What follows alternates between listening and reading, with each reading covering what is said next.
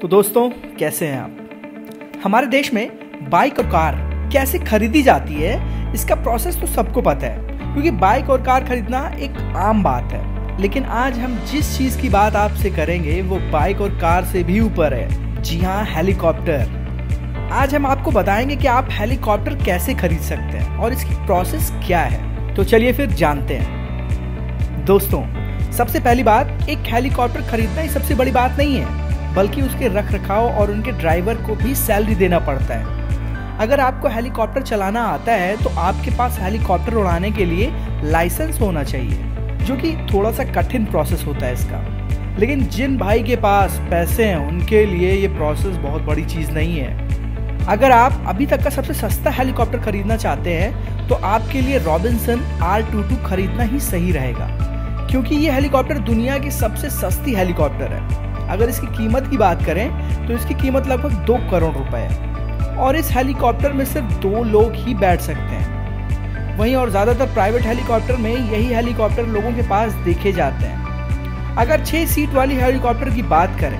लगभग 5 करोड़ रुपए खर्च करने पड़ सकते हैं। दोस्तों, अगर बात करें कि किसी हेलीकॉप्टर को खरीदने की क्या प्रोसेस है, तो वैसे दोस्तों आपको एक हेलीकॉप्टर खरीदने के लिए भारत सरकार से एक स्पेशल परमिशन लेनी पड़ती है, क्योंकि भाई उड़ने वाली चीज़ है, कहीं भी आप उड़कर जा सकते हो। ये कोई गाड़ी नहीं कि आप रोड पर ही रहोगे। और रोड पर कहने का मतलब है कि अगर मान लो कि कोई गलत काम करके आप भाग रहे हो तो क्या होता है कि सरकार अपराधी को रोड ब्लॉक करके पकड़ सकती है।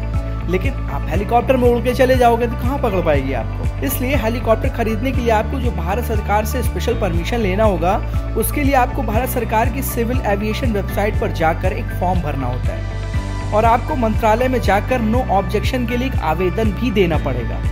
वहां पर आपको अपनी पूरी जानकारी देनी होगी कि आप हेलीकॉप्टर क्यों खरीदना चाहते हैं, आप कौन हैं या फिर आप क्या काम करते हैं। साथ ही आपको रजिस्ट्रेशन के लिए DGCA यानी कि directorate general of civil aviation की भी परमिशन लेनी होगी। आपको वहां पर भी अपनी सभी प्रकार की जानकारी देनी होगी जो कि रिक्वायर्ड होती है।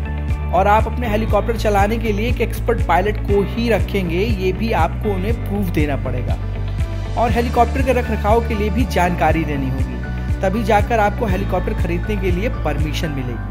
जैसा कि मैंने शुरू में ही आपको बता दिया था कि आपको हेलीकॉप्टर खरीदने से ज़्यादा उन्हें चलाने वाले ड्राइवर और रखरखाव पर ज़्यादा ध्यान देना होगा, क्योंकि एक हेलीकॉप्टर के मालिक को हेलीकॉप्टर चलाने वाले ड्राइवर को लगभग 40,000 से लेकर 1.5 लाख रुपए महीने देने होते हैं। तभी कोई हेलीकॉप्टर ड्राइवर आपके हेलीकॉप्टर को चलाने के लिए राजी होगा। साथ ही आप हेलीकॉप्टर लेकर जहां पर भी लैंड करेंगे, मतलब आप किसी हवाई अड्डे पर ही तो लैंड करेंगे ना, ऐसा थोड़ी ना कि आप किसी के छत पर जाकर लैंड करेंगे। तो उसके लिए भी आपको चार्ज देना होगा। जिस भी आप एयरपोर्ट पर अपने हेलीकॉप्टर को लैंड करेंगे, उस एयरपोर्ट को चार्ज देना होगा।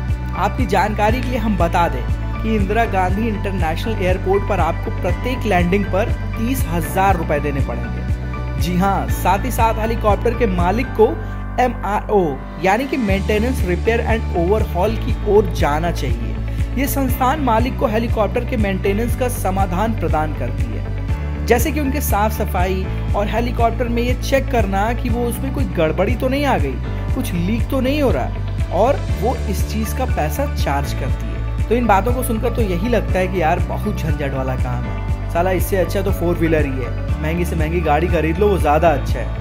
लेकिन हेलीकॉप्टर खरीदने का मतलब है कि हेलीकॉप्टर खरीदना बहुत बहादुरी वाला काम नहीं है। आपने खरीद तो लिया, लेकिन इतने सारे प्रोसेस करने पड़ेंगे कि उसी में आपका दिमाग खराब रहेगा। जाते जाते इस चैनल को सब्सक्राइब भी करते जाइए ताकि हम आपसे फिर दोबारा मिल सकें। Thank you.